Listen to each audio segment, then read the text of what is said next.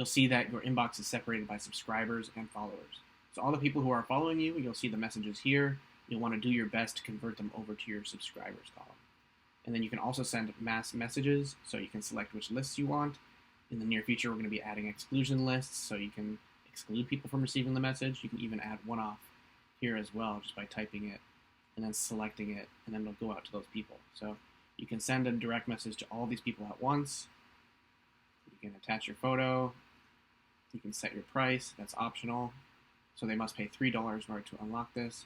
You hit send. Minimum is 5 right now. So we'll do that. Set price. And now this went out to all these people, all these 2 people who are following.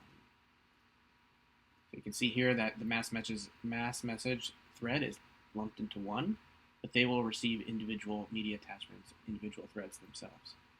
And then you'll see the stats here. 0 out of 2 people so far have seen it. It costs $5, and this is the number of people who have unlocked it. You can sort by these different parameters. Pretty straightforward.